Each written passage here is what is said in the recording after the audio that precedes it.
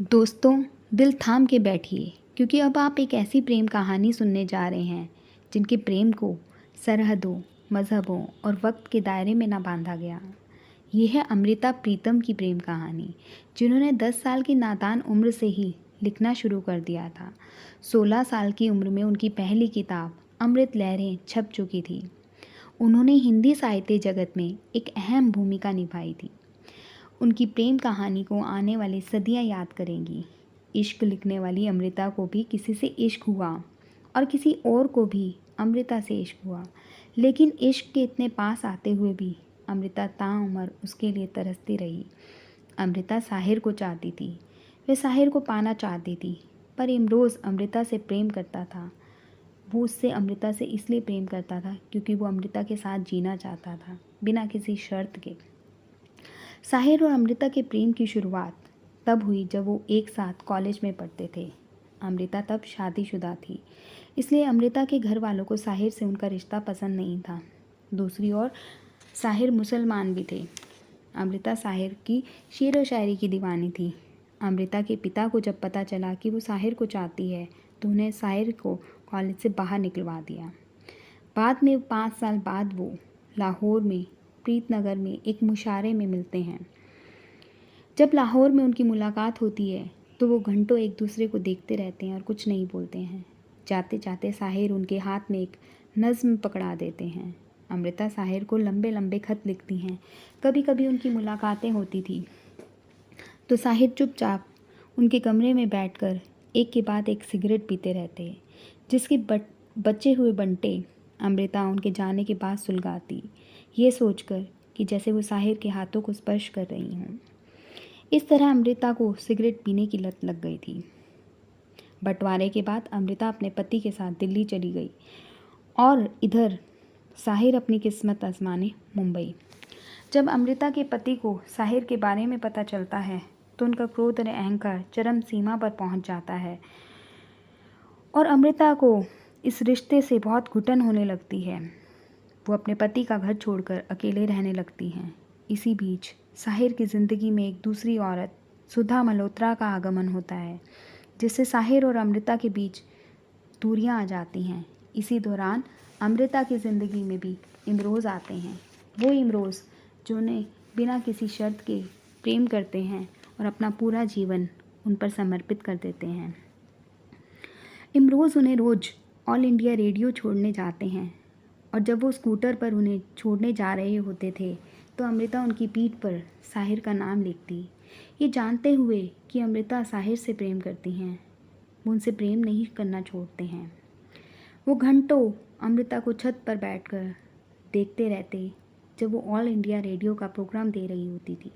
वह रातों रात जाकर अमृता के लिए चाय बनाते ताकि वो लिखती रहे और लिखकर जीती रहे।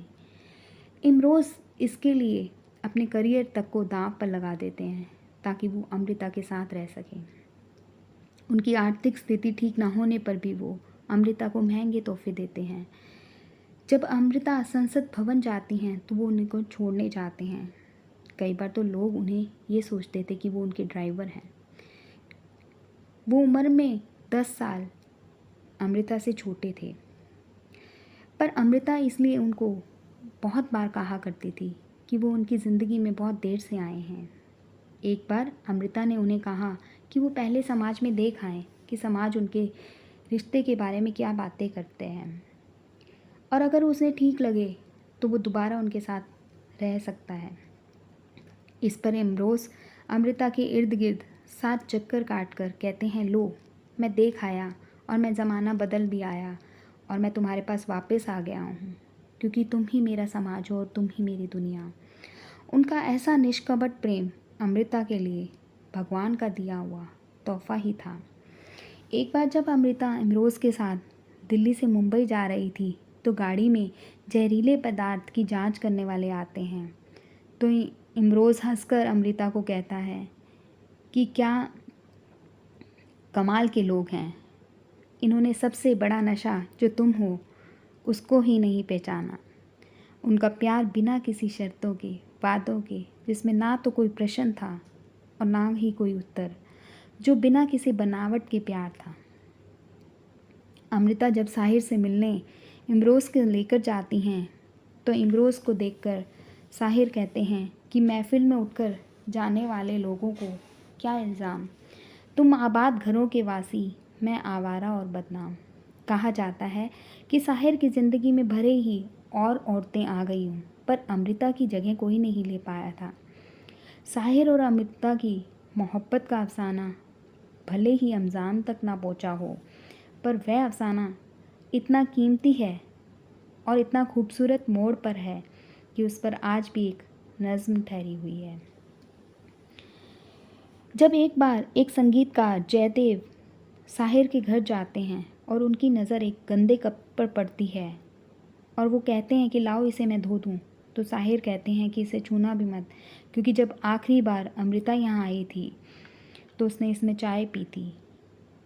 इसका मतलब तो यही है ना कि वो अभी भी अमृता को भुला नहीं पाते हैं। इधर इमरोज़ का निश्चल प्रेम जो अमृता की प्रति था, वो अमृता अपनी आत्मकथा रसीदी टिकट में लिखती हैं। वो कहती हैं कि वो कोई भी रिश्ता पिता, भाई और पति का नहीं मानती हैं, क्योंकि जब वो इमरोज़ को देखती हैं तो वो इन सब रिश्तों में आत्मा को देखती हैं और इन सब शब्दों को आत्मा मिलती है। जब अमृता अपने आखिरी ज़िंदगी बिता रही होती हैं तो साहिर उनकी बहुत सेवा करते हैं। वो दिन रात उनके सभी काम करते हैं। तो वो आखिरी दिनों में इमरोज़ के लिए लिखती हैं कि मैं तुझे फिर मिलूँगी, कहाँ किस तरह पता नहीं, शायद तेरी तहलील की चिंगारी बन तेरे कैनवस पर उतरूँगी, या तेरे कैनवस पर एक रहस्यमयी लकीर बन खामोश तुझे देखती रहूँगी, या फिर सूरज की लो बनकर तेरे रंगों में घुलती रहूँगी, या रंगों की बाहों में बैठकर तेरे कैनवस से लिपट जाऊँगी। पता नहीं कहाँ किस तरह पर तुझे फिर मिलूँगी, या फिर एक चश्मा बनी जैसे झरने से पानी उड़ता है, मैं पानी की बूंदें तेरे बदन पर मलूँगी और एक ठंडक सी बनकर तेरे सीने से लगूँगी। मैं और कुछ नहीं जानती, पर इतना जानती हूँ कि वक्त भी करेगा, यह जन्म मेरे साथ चलेगा। ये जिस्म ख़त्म होता है तो सब कुछ ख़त्म हो जाता है, पर चेतना के धागे कायनात के कण होते हैं। मैं उन कणों को चुनूँगी, मैं तुझे फिर मिलूँगी। आखिरी वक्त जब दर्द से वह कराह रही होती हैं और इमरोज़ को कहती हैं कि वो उन्हें साइलेंट ला दे, तो इमरोज़ उन्हें पेन किलर देते हैं ताकि वो बिना दर्द के इस दुनिया से जा सकें। इन दोनों का प्यार सामाजिक परंपराओं से बाहर का प्यार था।